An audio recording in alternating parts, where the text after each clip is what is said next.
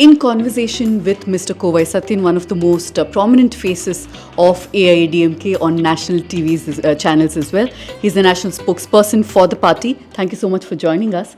I want to start off with what space AIADMK rightly occupies, because even the opposition space, a lot of it in public imagination is now being taken up by Vijay's TVK. There is BJP, which is also setting a narrative, an ally of yours. So where do you think you stand in that mix? So you have given the right definition of the opposition space with respect to a movie trailer. So movie trailer is for a short span which creates interest among the minds of the people. But the actual perception and the actual outcome will be when they watch the complete and full movie. So in that space, the principal opposition is AIADMK. TVK stands as a trailer, and all the other parties stands as a trailer.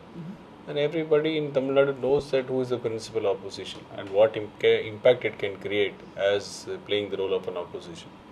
Ideologically, where do you think ADMK today stands? Because as far as the Dravidian movement is concerned, DMK is now very vocal about it, last 5 years particularly on social media, in public perception.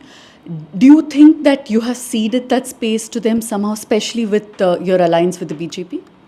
Sir, we have ceded the space to DMK in the media because the entire DMK and their ecosystem's market share in the media is almost 80% plus. And we don't have the bandwidth to spend that much amount of crores and crores of money in media to stay alive and float a narrative. But AIADMK and their ideology are in the minds of the people. So there is a huge difference between what you see. All that glitters is not gold.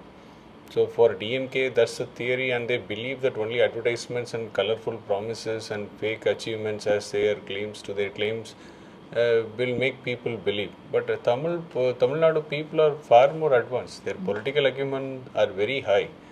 There is no compromise on the ideology of AIADMK. But whenever DMK talks about their ideological stand, everybody can cite and give you examples how double standards were there with respect to ideology. Because when there is power, when there is share of power, the ideology of DMK takes a backseat. But when they are in opposition, there will be a huge voice and noise around ideology. So double standards of DMK are well known in the political circles as well in the minds of the people. So we have not lost. We have lost in the media space, but not in the minds of the people. Many DMK leaders, even ones we spoke to, on record say that our principal political rival is AIADMK. They admit that on record. Now my question from that is, what is the plank on which you are hoping to bring them down and occupy the power? See, they are already facing the defeat. And the writing on the wall is clear that 2026 is going to be AIADMK and EPS is going to be the chief minister. Predominantly, one factor is by the history that since Karnataka took over DMK, they have never won in back-to-back assembly elections. Unlike AIADMK, where we have proved twice that our founder formed the government thrice in consecutive terms from 97 to 87. And after 32 years, our Amma broke the record of forming a back-to-back government in 2016. Now it is EPS. And moreover, DMK has never faced an alliance faced the elections without an alliance. The theory that a DMK alliance is formidable was busted long back. The moment they started throwing mud at each other, Congress, DMK, and the dissatisfaction of every ally member, including their strongest ally of BCK and Communists, expressing displeasure over allotting fewer seats and lesser seats, and not those constituencies which they asked for, signals the end of DMK for sure. Not only this chemistry and theory, there is a very high anti-incumbency on the ground with respect to the failed government and governance, with the failed promises, with the status of law and order, safety of women and children, and the way the common man is struggling to run his households with the increase in inflation, increase in prices. So there are many factors which constitute to the downfall and which signals the end of dynasty in Tamil Nadu. So 2026 is going to be AIADMK for sure. Let's take a look at the alliance that you are a part of. What is your relationship with the BJP currently? Because in the past you were together and then you took a break and now you've come back together. So how would you describe that relationship, equation rather? So the 1970s baby boomers will understand that alliance by any political party is a marriage of convenience. If you want to make the Gen Z to understand what alliance is all about, it's nothing but a live-in relationship.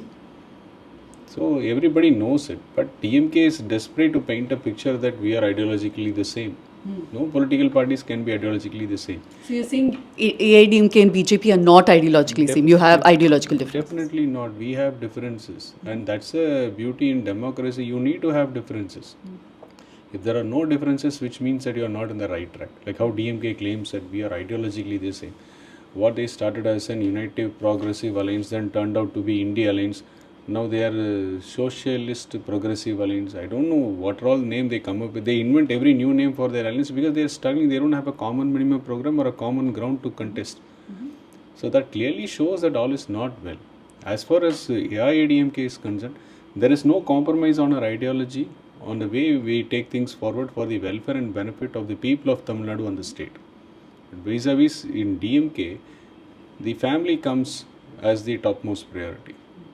They don't care about the welfare of the state or the people. And in that context, we are in same line with BJP, NDA, because they don't agree to Parivarvad. We don't agree to dynastic, father, son, grandson, great grandson. It's not good for the society. It's not good for the state. On the other hand, they don't want Gotala. We are against corruption, and this government has swindled close to 3 lakh crores. And the entire list with each minister's MLA, the list is with the governor now. So we have many common grounds. On top of it, the cherry on the icing is we have to end the dynastic rule of DMK, which is running in the name of democracy.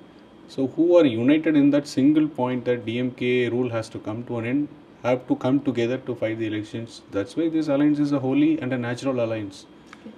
It's interesting you chose those 2 points because, I mean, one argument is that while BJP on record says that we are against Parivarvad or dynastic politics, there is a long list of leaders who are, including Piyush Goyal, who was here a couple of days ago, who are from political families, who have taken over the mantle from their fathers or their sons.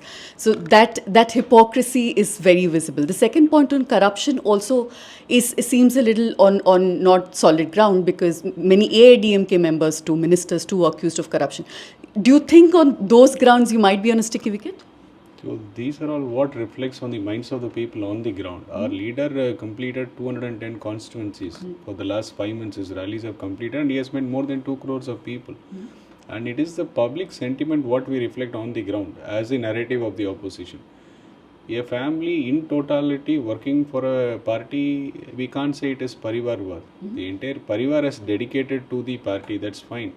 What we are questioning is if only one family is entitled to hold the post of the decision maker, only one family member are entitled to become the representative of the government when it gets formed. That is dynasty. Karnanidhi, his son Stalin, then now Udayanidhi, now then it will be his son, then it is his grandson. That is not good. That is not a natural elevation in democracy. But yeah, many family members can work at different roles of the party. That's different. But they can never be the decision makers and they don't call the shots. Unlike DMK, since Karnanidhi took over 1972, it is the family which call the shots. And any opportunity to contest, it goes to the family. Any opportunity to become the head of the party, it is the family. Any opportunity to represent the government as chief minister, it is the family. That is a clear definition which everybody will agree. We don't need to teach people much on this ground. But on the other side of corruption, it is not we first term the corruption. It is Mr. P.T.R. Palnivel Tyagarajan. While he was a finance minister, his audio tape came out and said both son and son-in-law had swindled more than 30,000 crores. It is not us. That's where it started. It started in the first year of the DMK coming to power. And now it is added, culminated to a 3 lakh crore. And everybody know a common man can't get a job done in the government services without bribing or without greasing the hand of the officials. Everybody knows this. Why was this not taken to a legal conclusion? Because your ally, BJP, is at power at the center. The central agencies, including ED, all of them, CBI, are under them. Why were more cases not filed? Why was this not taken to a legal conclusion? It's like a student write an examination. Who is supposed to correct it? The teacher has to correct it, right? Conducting the examination is the role of a government. Writing the examination is the role of the elected representatives. But somebody has to correct it to give them the marks. It is the government machinery. The government machinery is turned as puppets in the hands of this government. I'm talking about the union government and the machinery under the union government. That's right. The role to conduct an examination, the role to investigate is ED. And they sent across the dossier of 258-page document of how corruption took place, where money trail happened and where it went and who gave and who is the recipient. Everything is given on a clear document with records. And DMK and their police force are supposed to file an FIR because law and order is a state subject. And this government is so incompetent, they couldn't even appoint a DGP for 6 months' time. And despite court intervention and court direction, file an FIR, this government has not done it. So which means that they've entire turned the state machinery to work for the family. This is the first government which made 6 IAS officers to go to the court and give explanation on the sand corruption and sand mining. This is the first government which made the collector and commissioner to step onto the dais of the High Court and seek apology for their decision of not obeying the court order in the Thiruparamkundram case. This government has set so many bad precedences. This has become a big disgrace for governance and government. M.K. Stalin is the number one liar among all the chief ministers in India. If you want to give a Nobel Prize for lying, he will be the only contender and he will be the only winner. Okay. If a chief minister has said maximum number of lies in an assembly, the record will go to M.K. Stalin and his team. Okay. So I would say there is a clear breakdown of government and governance. There is a clear systematic breakdown, and the entire government machinery has turned as a puppets in the hands of these rulers. You mentioned Thiruparamkundram. Now, that is one of the points where you and your ally BJP perhaps differ, because even the local MLA there of Thiruparamkundram has gone on record to say that he does not believe this kind of polarization is important. He has almost aligned with the DMK or the government's position on the issue. There are several other issues, NEP, NEET. How do you reconcile with BJP on these very important issues that people do care about? Thanks for asking that question. Our stand on Thiruparamkundram by our leader is very clear, and nobody is above the law, and nobody in this country has the audacity or has the power to say that I will not obey the verdict of the court. Nobody has that power. Even a chief minister who has taken oath under the constitution has to fall in line, has to abide the court's order.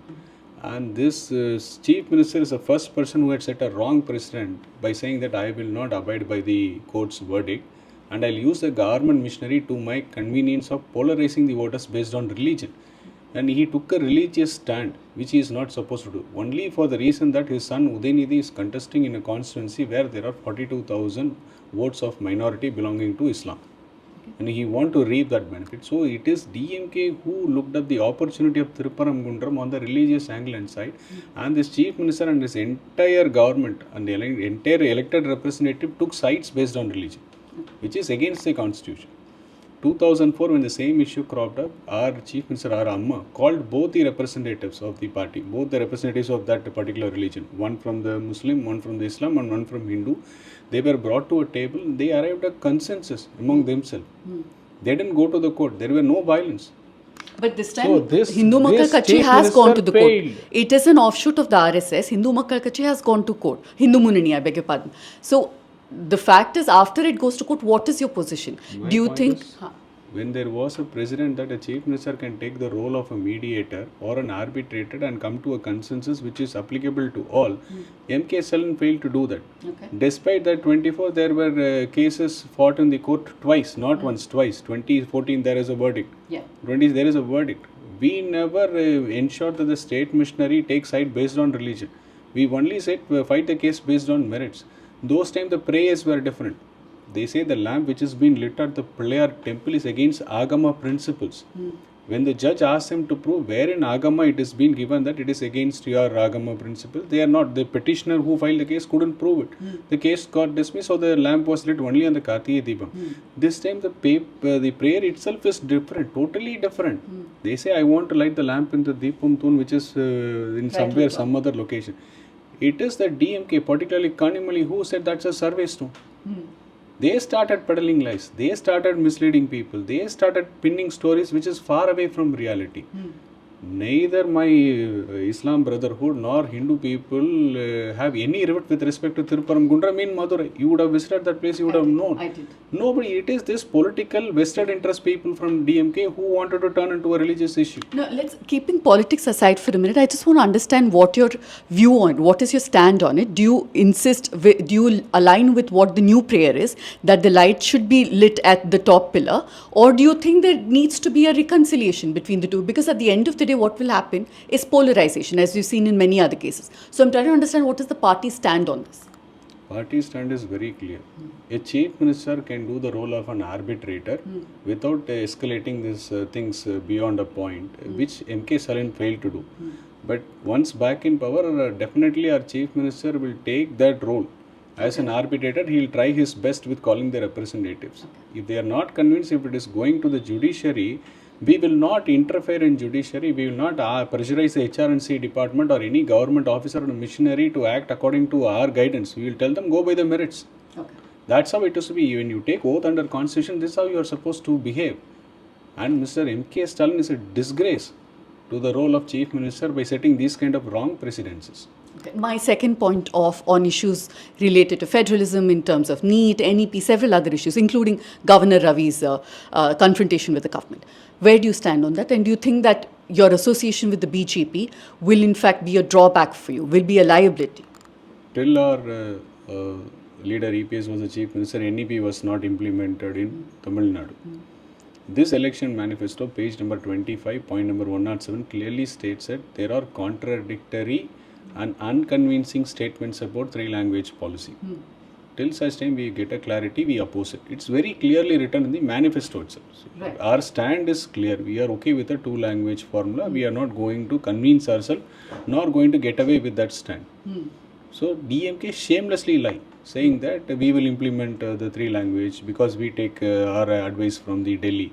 So these are all rotten rhetoric. Where was this put on record? Udayanidhi was making a statement. MK Stalin made this statement. Three-language policy will be implemented immediately. You're saying that they agreed to implement a three-language policy, or NEP will be? He blamed that AIADMK will agree to implement NEP. Right. He will say these are all blatant lies. Those are political statements. No, there are lies. See, you have to understand, we fight the entire battle on merits and with facts. We don't lie. Unlike our rival DMK, which is only harping on lies. And they shamelessly lie on the rally itself. When we have mentioned in our manifesto that we are okay with a two-language policy, and anything that is ambiguous in NEP is not agreeable, then where is the dilution of our stand on language? Okay. And as far as NEET is concerned, we say that we will fight it tooth and nail. And since it is in front of judiciary, our leader is the only person who brought in that 7.5% internal reservation for medical aspirants, government school students. This government promised to increase from 7.5 to 10. Did they do it? No, because their office bearers and other colleagues are in the field of medical business, medical college business. This is what we call as the double standards of DMK. But in 2024, our Lok Sabha manifesto gave a solution for NEET. We said if you are so hell-bent on NEET, don't call it as NEET. Get into another examination, common examinations for medical aspirants, where it gives a level playing field for all the stream of educations. We gave a solution. Okay. See, we work towards solution. We are not political scavengers to harp upon some issues. On board with this, because if you come to power and BJP is an ally, how would you reconcile with these very big differences? That's the beauty of democracy, ma'am. See, we are a regional party. We are only interested about the welfare and benefit of the state and the people of the state. They might differ with us, and that's their role and that's their right. I'll give another example. Congress, do they support EWS or not? They do support EWS and they've implemented EWS. But wherein vis-a-vis DMK says that we are not for EWS. There has to be contradictions. But we will not have a double standard like DMK. If Congress were to be in the power in the center, DMK were to be in the state, EWS would have been implemented in Tamil Nadu by now. That's what the history says. Whenever DMK is in power, if Congress were to be in the center, they have done all the things that has given away the rights of Tamil Nadu, that had given away the livelihood of the Tamil Nadu people, starting from Kaveri, Kachativu, Mulai Periyar, the methane and hydrocarbon, NEET, Jallikattu. The list is endless. Okay. But they can't blame anything on us like that. Okay. What do you make out of Vijay and his party, of course, not just him? What I make out of Vijay? What do you think of Vijay is a good actor. As a politician? As a politician. Good luck with him. Still a long way to go. He is making noise, but that has to translate into actions, meaningful actions where people can relate and understand. Then it has to turn into votes. So it's a long road ahead for Mr. Vijay. Going by what we see on media, and we also did go to a few places, it looks like there's a lot of support, especially in the young people, under 30 people, a lot of women who go on to say that he's like my son, he's like my brother. So do you worry that the women vote bank particularly, which was with your party at one time, will go away? Ma'am, Vijay is not the first person from the silver screen to aspire in politics. He probably the N+1 person who is aspiring. Before that, there is a long list. Stalwart Mr. Shivaji Ganeshan. He aspired in politics. He contested and he lost. Barring which Sharat Kumar, Vijay Gandh, T. Rajendra, Bagi Raj. Name somebody who has got a fan following, and there are crazy fan followers in Tamil Nadu. They aspired and they tried to test waters in politics. But they never succeeded. So Tamil Nadu is a different ballgame altogether. If it is somebody who has demonstrated clearly the transition from movies to the politics, it is our founder MGR, because for him to enter into politics, the stepping stone was movies. Vijay believed that his popularity is a stepping stone into movies. There are huge difference. Our leader lived the life of ideological person. He don't smoke, he doesn't drink in the movies, he treat women with respect in the movies. So he, aspiring to be a politician, imbibed those qualities as a hero in the silver screen. So he promoted those kinds of Dravidian ideologies in the movie before entering into politics. Unlike Vijay, for him, which is a money-making machine and it's a profession of a different kind. Because he is popular, he thinks that the transition of popularity will happen in politics, but politics is a different ballgame altogether, which he will realize after this election. I might not be surprised if Vijay follows the footsteps of Mr. Chiranjeevi. He too have had same crazy fans, a big fan followers in lakhs. I would not be surprised if Vijay follows his Chiranjeevi. brother Pawan Kalyan has had success. He's a deputy chief minister right now. So thanks for agreeing that there has to be somebody else from the Vijay's family to be successful. I'm not getting into him. I just gave you an alternative. I only complimented your statement. My comparison was with Chiranjeevi, but Pawan Kalyan is different. So somebody from Vijay family has to prove. Oh, thanks for agreeing to my statement. Yesterday, Mr. R. Kannan, who's a writer and biographer, I had an interview with him, and he said, United Nations. Yes. He said that if TVK had allied with AIADMK, you would have swept the polls.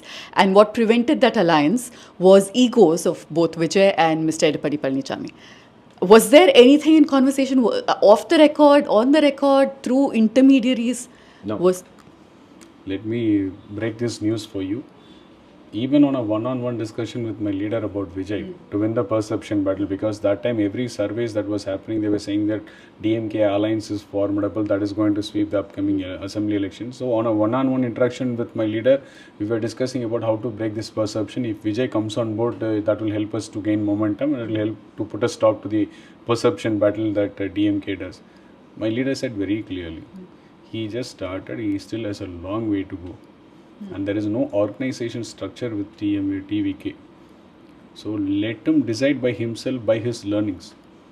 Let us not spoon feed him. Let us not babysit him. This is what my leader's statement is. Okay. So let him learn the ropes, let him prove himself. Then we'll see. So at no point was there... No, his message was very clear. Let's fight the battle with our own strengths. Okay. And he was very clear from the beginning. And when he said that I make a formidable ally, what I have in my mind is people who are tried and tested in the electoral battle should come into our alliance fold, and that should turn into a natural ally and a mightier ally. This is what I am working towards, and he achieved that. The moment the Congress started throwing mud at DMK, when all the other ally partners like VCK and Communist expressed displeasure of DMK getting larger pie, the tide changed in our favor, because the perception DMK as a formidable ally was shattered long back. Okay. Even now on the ground we could see the chemistry between the ally is not working. Vis-a-vis in our ally, there is no rift. There is nobody on the ground who is complaining, saying that, oh, this has gone to them, we will not work. Nothing of that sort. It's all in like good, smooth flow of work and working style. Okay. So a leader who is seasoned, who understands how political dynamics work out, because he has put in 51 years in the same party, starting from the scratch, he understands how this pans out. So Vijay was never in the radar of seriousness with respect to AIADMK. Okay. The door was indeed open 8 months back. 8 months back or 1 year back. Why? Because he will help us to just put a break to the perception battle of DMK. The moment they started to make statements in open, our leader clearly said, no, he is not going to be a right choice for us, he will be a misfit. Leave it to. So you're saying 8 months ago it was considered an alliance? When the leader made a statement open saying that whoever has that in their mind that DMK has to be shown the door. Because Vijay made this statement in the rally that DMK dynasty has to go. That was the same narrative which we were saying for the last several years. He said that if he is serious about this, alliance at that point of time, even before we could announce it with BJP, I am talking about that time, 10 months ago. Yes. That time everybody were open with alliance options. Even after that, even in November, that's where Congress opened their Pandora box saying that we are in backdoor talks with Vijay. Right. So when it comes to electoral politics, everybody will get the feelers from all these sources. But as far as AIADMK is concerned, our leader never thought him as a serious player in the field of the political arena when it comes to alliance. He judged it very clearly. He was very clear in his mind from the beginning itself. Right. My last question, both in the 2021 elections and the 2024 elections, you ceded space to the DMK in terms of numbers. What strategy, what are you doing on ground differently this time so that you regain that ground? Since independence, no political party in Tamil Nadu, particularly the Dravidian majors, have never appointed 9 office bearers per booth. Edappadi did that. And all 9 were less than 45 years of age. Out of 9, 3 were women office bearers. He insisted on a 33% reservation there itself. 9 office bearers for 77,480 booths, 697,000 office bearers per booth. Apart from the party members of 2 crore and 6 lakhs and other hierarchy verticals, they are already on the ground for the last 1 year. And wherever we go, the message that come across from our side and the message what we receive seems to gel equally. We say dynasty is not good. Even DMK office bearers in that particular region or that particular assembly constituency in a remotest rural village says that why should I work for Udayanidhi? I have more experience, I have put in more experience than anybody in the party, like 30 years. Why should I work for? Even now seniors, majority of the seniors are only doing an eyewash job. They are not serious on the ground like how they used to do in 2021. On the face of it, they are saying, yeah, I am working, I am on the ground. But in reality, we know that whether the work is happening or not. Right. So that's the biggest setback which DMK is facing now. His son-in-law is touring all the places of Tamil Nadu without any capacity in the party. With the only tagline that he is a son-in-law of MK Stalin. So these are not welcomed well by the people, their own party men. And apart from it, there is an alliance equation which needs to give you results, that is not giving results. DMK members are working to ensure that the alliance guy doesn't work in that constituency because it has gone to them. There are many such equations which is not working in favor of DMK, which has come in hand for us. The moment we say that law and order is in shambles with a kind of series of incidences that take place, a murder, rape and murder of a 2.5-year-old child to 8-year-old nanny, free flowing of drugs, safety of women and children, failed promises, failed governance. These are all had a huge impact on the minds of the people. The moment our leaders started to talk in the rally, they are able to get a connect. So now I would say that tide has changed in favor of AIADMK long back. Since November, I could see a paradigm shift happening every week in favor of AIADMK. And today we are at 42% plus as per our last survey. We are at 42% plus, wherein vis-a-vis my opponent is trailing by almost 5.5-6 points. This is the alliance or just the party? I am talking about alliance together. 42. As a party together, we are leading by 3 points. As a party, we are leading by 3 points. Vis-a-vis AIADMK versus DMK, we are almost at 41. With an ally is adding one more number, which is at 42. I am having a weighted margin of 2% with me. Because next week you see when Gandhi started smiling, because DMK is cash rich with, and they believe that votes can be purchased with 2K. And I would say Sendil Balaji for that matter in Coimbatore has earmarked 10,000 rupees and 2-gram gold coin per voter. By far, that is the highest spent constituency in Tamil Nadu elections. Yeah, 10K per voter is almost close to 200 crores. And a 2-gram gold coin is another 30 grand, which means around 40K is willing to spend per voter. Now you would understand why 10 rupees per bottle was collected and why it became a cash cow for DMK and their ecosystem. Yeah. So there might be a shift. You cannot negate the fact. Could be 0.2% or a 0.5% shift. But all put together, I don't look at anything less than 42% with my ally. Wherein my DMK and ally are at 37%. Thank you for your time. We will track what's happening over the next few days and Anyways, hope to we'll get be in back touch. with you. We'll have to meet after the election results. So I will definitely send the invite of swearing in of EPS to your office. Sure thing. Yes, Thank you you. are most welcome. Thank you. Thank you so much for your time.